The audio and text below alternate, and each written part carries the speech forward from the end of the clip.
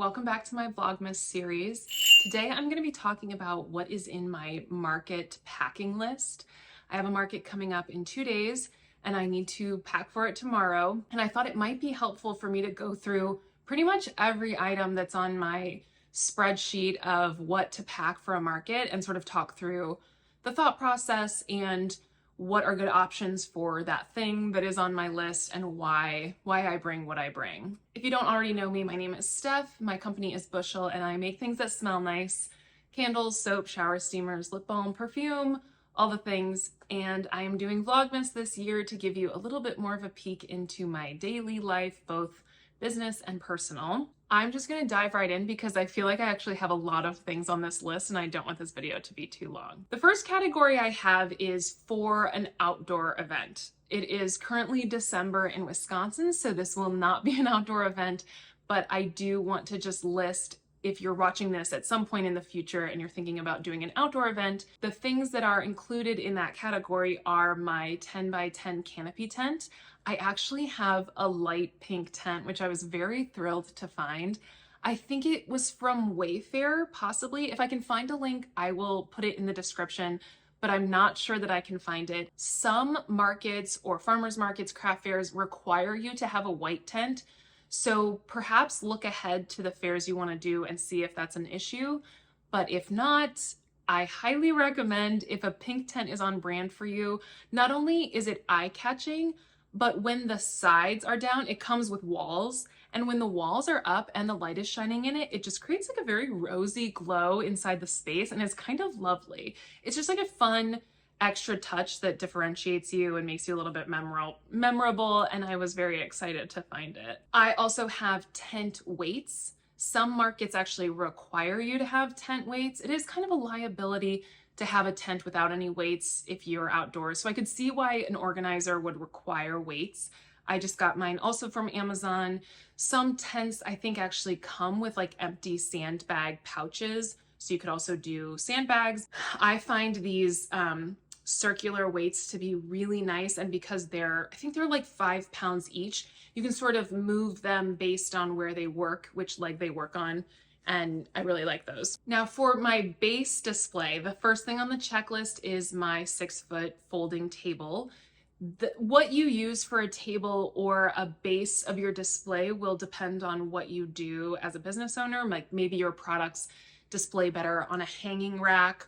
Maybe you don't need a full folding table. Maybe you just need a little stand for your bags and where you stand behind and check people out. This obviously depends on what you do and what your products are, but for me, a folding table usually does the job. If I have enough space, I do have a second folding table, and sometimes it's nice to make like an L or have a front table and a back table for all of your supplies. It just sort of depends on how much room you have to spread out. And this will also sort of depend on the market itself. Definitely confirm with the organizers how much space you have. Sometimes it's incredibly tight and you won't have room for 2 tables, and other times it's more like free flowing. And so that's something to check on. I also bring tablecloths with me. I just use a 6-foot floor length beige tablecloth because I think it ends up creating a really nice base for my table. It does get wrinkled, and I do feel like a wrinkled tablecloth is like an ongoing problem. So I sometimes like to have a secondary like flowy tablecloth or like slightly transparent tablecloth that I can sort of drape over the front that you can't see the wrinkles in as much. But I definitely recommend a tablecloth of some kind. I think a bare folding table is not the right look for pretty much anybody. So if you can afford it, definitely invest in a good tablecloth. I bring a folding chair for me to sit in. Sometimes chairs are provided, but in my experience, they usually aren't. You might need to bring a second one if you're gonna have someone helping you, but a folding chair is like definitely a crucial item. I have what I call display steps. It's basically the height display that I give to my candles. I found it on Amazon. I'm gonna be honest, it is poor quality. I got it because it was affordable and I got what I paid for because it is already kind of falling apart and I've only had it for less than 2 years, I think. But it's currently does the bare minimum of what I need it to. And the aesthetic, I liked the way it looked, and that was part of it. And there are other ones that are more expensive, but they are more sturdy. And so I'll probably have to be investing in one of those soon. I also have some other display items like cake. I find that cake plates are a really great way to add height that also look really nice. I have this vintage thing from my grandma that I don't know what the purpose ever was. I think it's maybe like a small step stool. Maybe it was used in the kitchen to like reach the higher cabinets, but that's really nice and looks really nice too. So always factor in function and aesthetic when you're buying these display pieces, but that's my main display item for every market. I also think a really nice thing to have is a wagon or some sort of like dolly.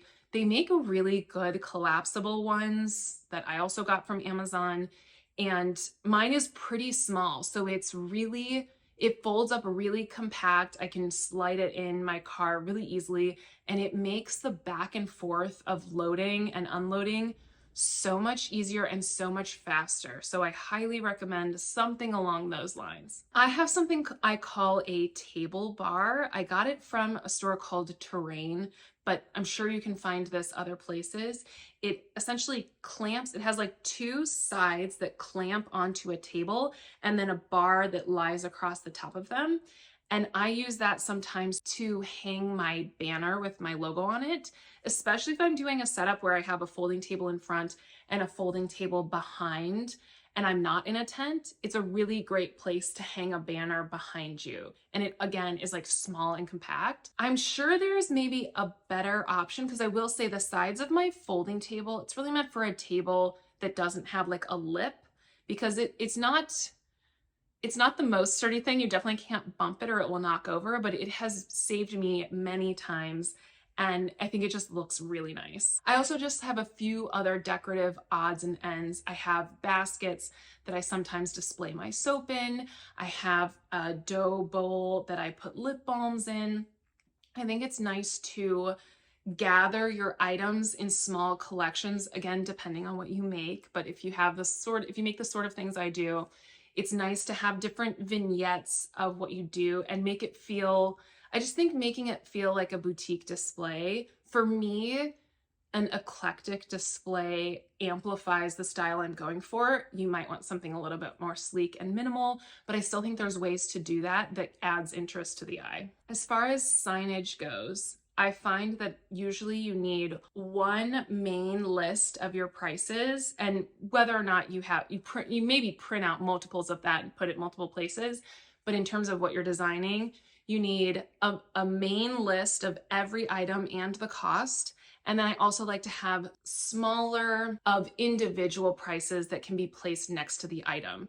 Because no matter how many you print off of the main price list, if you have a bunch of people coming through, it might not be easy or like in their face to notice the prices. And the last thing that you want is for someone to walk away because they don't feel comfortable asking you what something costs. I find that the last thing I want to do as a shopper is say, how much are X? And then it's too expensive and I have to just sort of nod and walk away. I think it's something that a lot of people feel uncomfortable doing. So make sure you have multiple places where your signage is displayed. A crucial item for me is my Venmo QR code.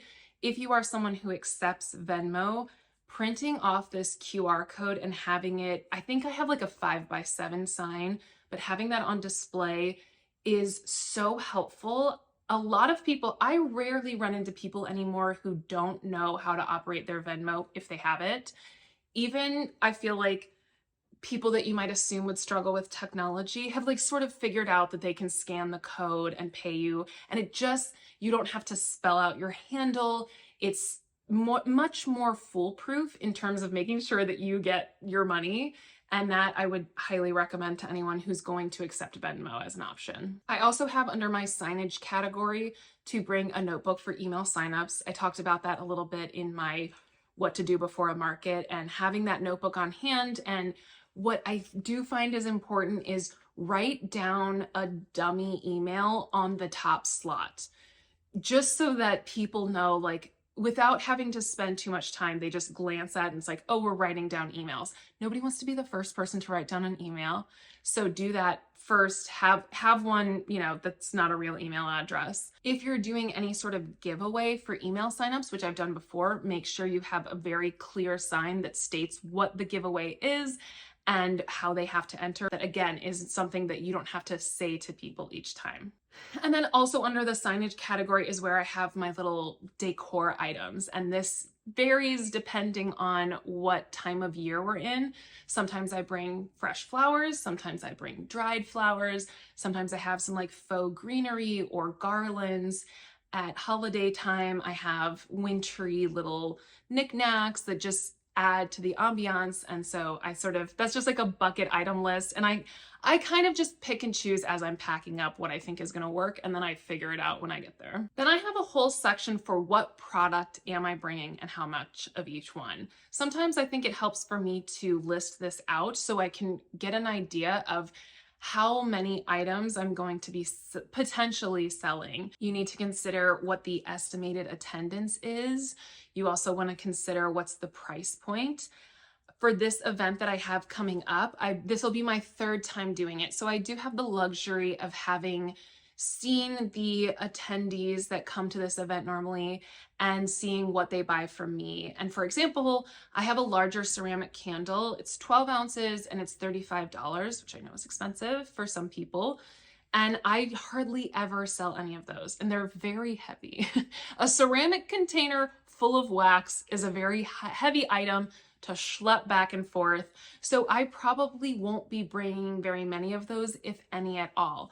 Whereas my candle tins sell really well at this particular event, so I'll probably bring more of those than I have in the past, especially my holiday items. Anything that is special or limited edition, make sure you're bringing lots of those because it's probably what people are going to want to pick up. And then my last category I've just sort of generally called sales/marketing. It's important to bring business cards or any sort of promotional flyers that you're going to have. Maybe you have some postcards or any kind of items that people can take home with them, or that you're maybe like putting in bags of people who make a purchase with you. Shopping bags also fall into this category. I try and bring a range of sizes, but I also know for my items that my smallest bags are the ones that are most used. So I bring double the amount of those as the other sizes, just to make sure that people have something to carry my items in, especially if you have something that's can be breakable, which is true for a few of my things. Super important. I have an apron that I use that is crucial. Again, if I can find a link, I will add it, but I think I got it from like a random website and I can't remember what it's called. But a good apron is so helpful. I like one that looks cute because I do think, again, it sort of is part of the vibe. It is part of your branding, how you present yourself at a market. So make sure that you find one that sort of fits your aesthetic. I keep my cash in there. So if someone's paying with cash and they need change, that's where I keep my change. I like to have all of that stuff physically on me because it's really easy to get distracted at a market and you never know what's going to happen. I also keep my card reader in there, which is another item on this part of the checklist. I have a square card reader, just like a basic white one that is separate from my laptop, and it works really well. I would eventually like something a little bit more, I don't know. It's not the most efficient thing because sometimes if my iPad falls asleep or my phone, if I'm switching between my phone and my iPad, it does like take a second to reconnect, which is, I don't know, if you've got a bunch of people there, it can be kind of stressful. But I find that accepting cards does get me more sales because hardly anyone is carrying enough cash for an entire event. I also mentioned my iPad, which I use for my POS system, my point of sale. I have the Square app, which connects with the reader, and I enter in all of my items and whatever special pricing I have for this event, make sure it's all up to date. And then I also bring an extra battery because on many occasions, the battery on this or my phone has gotten really low, and that can be pretty stressful if you're not near an electrical source. So I have these, it's about this big. It comes in a carrying case. I think my mom actually got it for me and my siblings at Christmas because you can also like jump your car with it if your battery dies. I don't know. I've never used it for that function, but it makes a really good backup battery because you charge it the night before. It's got a lot of energy and it's got a USB port or two right there. So would highly recommend an extra battery of some kind. And that's pretty much it. I'm sure there are other things here and there that I'm forgetting, but this is the spreadsheet I work off of to make sure that I've got all of my major bases covered. You hate to show up to an event, especially if one is kind of far away, and realize that you've forgotten something. So to me, having a spreadsheet or a checklist ahead of time really saves the day. So hopefully there were some items in here that are helpful to you as you prep for holiday markets or beyond. Thank you so much for watching. Stay tuned for the rest of my Vlogmas series and feel free to subscribe if you want to be notified every time I post a new video. I will see you next time.